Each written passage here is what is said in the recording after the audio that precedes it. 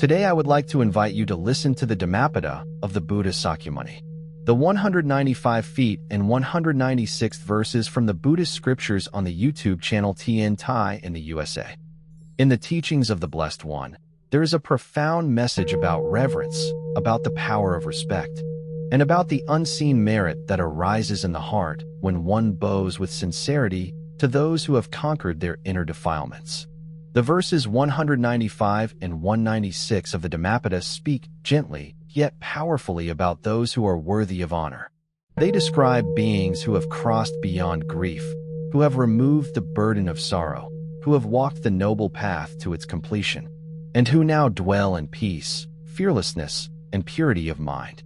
To understand this teaching, we must not only hear the words, but also enter into the spirit behind them. The Buddha did not teach reverence as blind worship. He taught recognition of awakening. When one recognizes clarity in another being, when one sees purity, compassion, and wisdom arising in someone's life, and when one bows to that quality with sincerity, the mind itself becomes purified. That purification is merit. That merit is immeasurable. In ancient times during the lifetime of the Buddha, there was a great householder named Anathapindika. He was a wealthy merchant, but more importantly, he had a heart inclined toward generosity and respect. When he first heard the name of the Buddha, something stirred deeply within him. It was not curiosity alone. It was as if a memory of truth awakened inside his heart.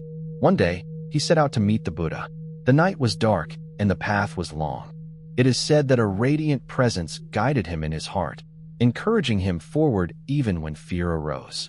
When he finally reached the place where the Blessed One was staying, he saw the Buddha sitting in serenity, radiating calm like a still lake reflecting the moon. At that moment, Anathapindika bowed down with deep reverence. He did not know all the doctrines yet.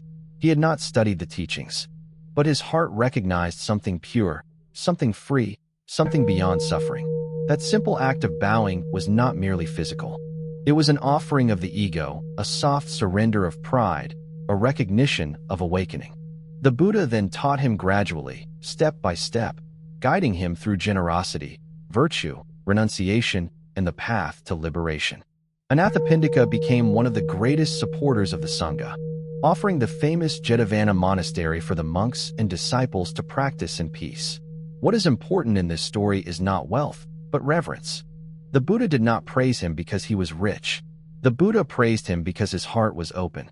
He saw worthiness and honored it. In that honoring, his own mind became vast and luminous.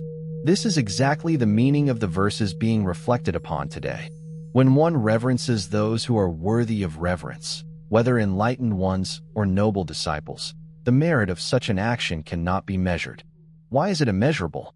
Because it is not based on external action alone, but on the inner quality of the mind. If one bows with pride, the merit is small. If one gives with expectation, the merit is limited. But if one bows with clarity, with understanding, with a heart that recognizes awakening, then that act touches something beyond the world of calculation. It touches liberation itself. The disciples of the Buddha, those who had overcome inner impediments, were not ordinary people in terms of spiritual development. They had removed greed, hatred, and delusion to a significant degree. Some had completely eradicated them. These beings no longer lived under the weight of grief and lamentation. Their minds were no longer shaken by gain and loss, praise and blame, success and failure. To meet such beings, even briefly, was considered a rare blessing. To serve them was considered a great merit. To honor them was considered a gateway to purification of one's own mind. There is another traditional story from the early Sangha that illustrates this principle. A young monk once lived in a forest monastery. He was not yet enlightened, but he practiced diligently. His teacher was an elder disciple who had already attained deep realization and was free from fear and sorrow. One day, the young monk saw his teacher walking quietly through the forest. The elder monk moved with complete calmness, unaffected by the sounds of nature, the wind, or the cries of animals. The young monk felt a deep sense of respect arise in his heart.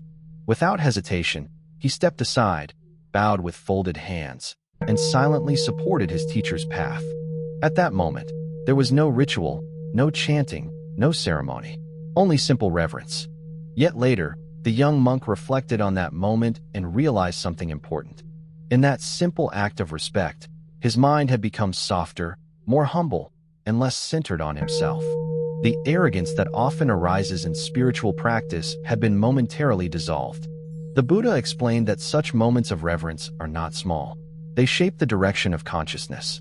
Every act of respect toward purity becomes a seed of liberation planted in the mind. When we think deeply about this, we understand that reverence is not about hierarchy. It is about recognition.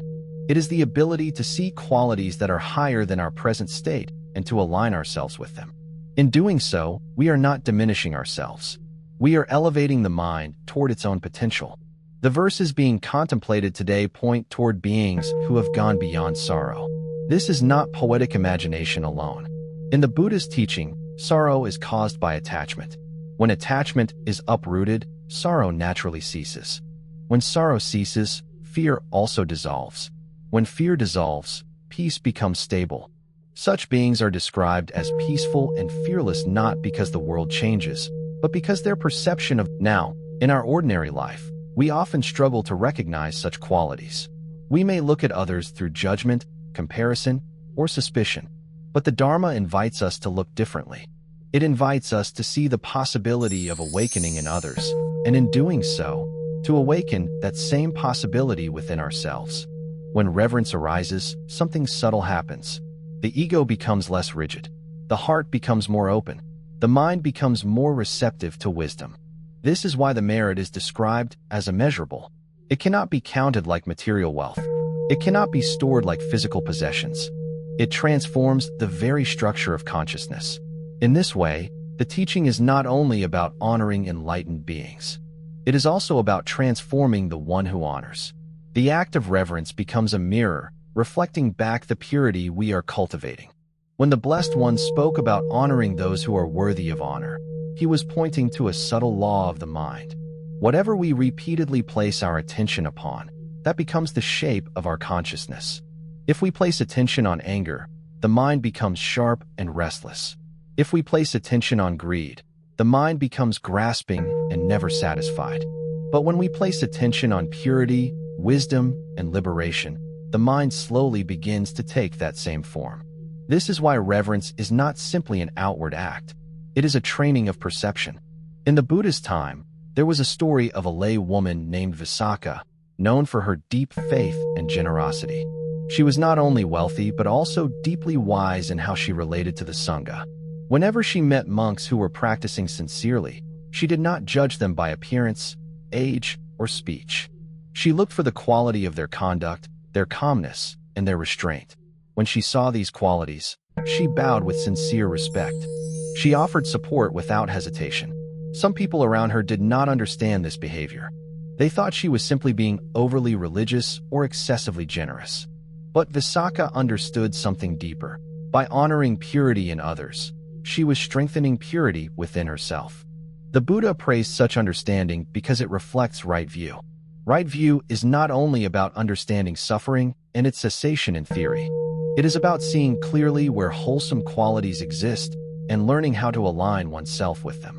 When the mind recognizes someone who has reduced greed, hatred, and delusion, it is like recognizing a mirror that reflects what we ourselves are capable of becoming.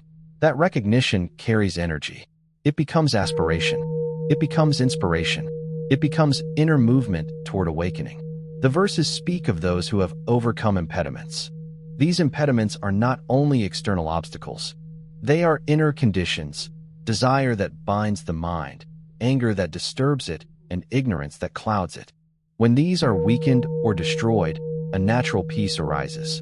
Such peace is not forced. It is not constructed. It is the result of letting go.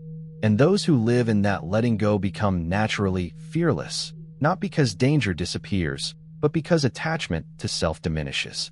Fear always depends on the idea of me and mine. When that idea loosens, fear loses its foundation.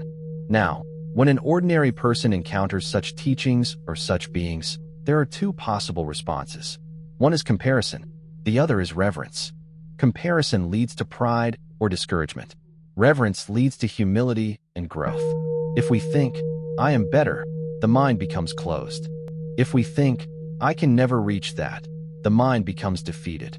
But if we think, such qualities are possible and I honor them, then the mind becomes balanced and open. This is the middle path of attitude. In ancient monastic tradition, there is another account of a young practitioner who struggled greatly with pride. He was intelligent, quick in learning scriptures, and often felt superior to others in the monastery. One day, he met an elder monk who was not very educated in texts but was deeply peaceful in conduct. The elder monk spoke very little. He simply walked mindfully, ate mindfully, and rested mindfully.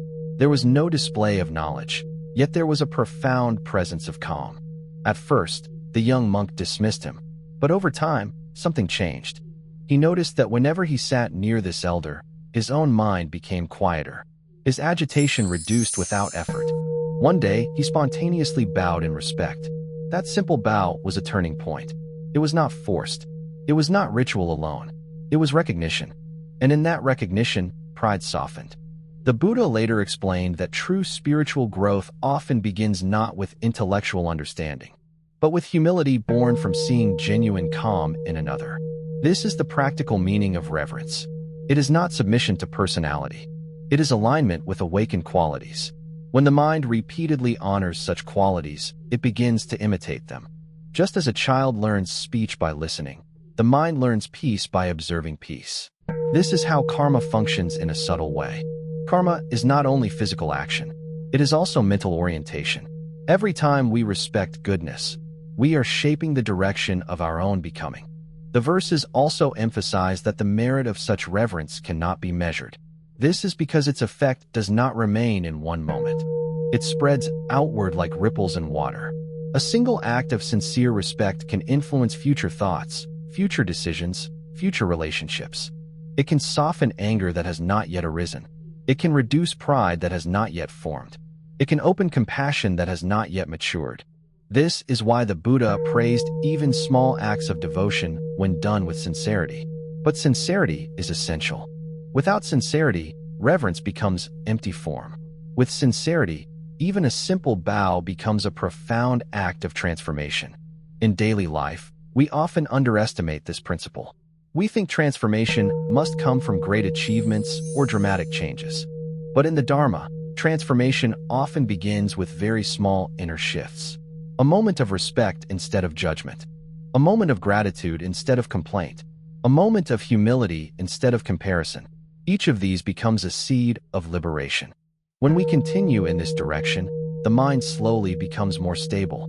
It becomes less reactive. It becomes more open to wisdom. And in this openness, we begin to understand why those who are free from sorrow are described as peaceful and fearless. Their peace is not dependent on conditions. Their fearlessness is not dependent on safety. It is rooted in non-attachment. When the Blessed One taught about honoring those who are worthy of honor, he was not asking people to withdraw from ordinary life. He was showing how ordinary life itself can become sacred when the mind learns to see clearly. Every encounter becomes an opportunity for cultivation. Every moment of respect becomes a step toward inner freedom. In daily living, we meet many kinds of people. Some are calm, some are disturbed, some are kind, and some are harsh. If the mind only reacts, then it becomes trapped in cycles of emotion. But if the mind learns to recognize goodness wherever it appears, even in small form, then life becomes a field of practice.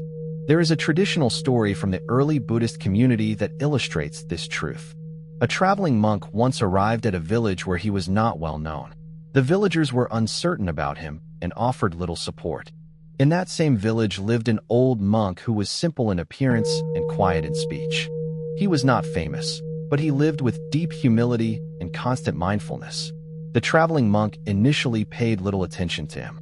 But over time, he noticed something unusual. Even in silence, the elder monk radiated stability. Even in simple actions, there was no agitation. The traveling monk began to observe him more carefully.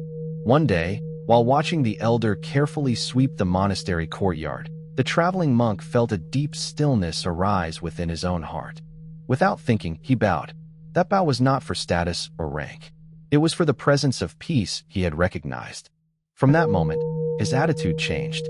He became more humble, more attentive, and more open to learning.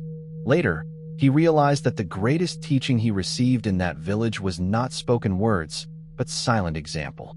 This is how reverence operates in life. It is not limited to formal spiritual settings. It is a recognition of awakened qualities wherever they appear, even in ordinary actions. When we apply this in our own life, something subtle begins to shift. We stop looking only for faults in others. We begin to notice kindness, patience, restraint, and sincerity. And when we notice these qualities, the heart naturally softens.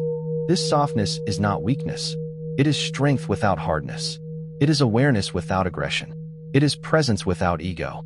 The verses remind us that those who have overcome sorrow and lamentation live in a state beyond ordinary fear. This does not mean they never encounter difficulties. It means their mind is no longer controlled by them. In our lives, sorrow arises when we cling to what changes. Fear arises when we try to hold what cannot be held. But when understanding deepens, we begin to see that everything is in movement. Nothing can truly be possessed. When this understanding becomes stable, reverence becomes natural. We respect wisdom because we see its value. We respect peace because we recognize its rarity. We respect liberation because we begin to glimpse its possibility. And in that respect, something quietly transforms within us. We become less reactive. We become more patient. We become more aware before we speak or act. This is the beginning of inner discipline. In the Buddha's teaching, discipline is not punishment. It is protection. It protects the mind from its own confusion. Reverence supports discipline because it reminds us of what is worthy to be cultivated. When we honor those who embody peace, we are reminded that peace is possible.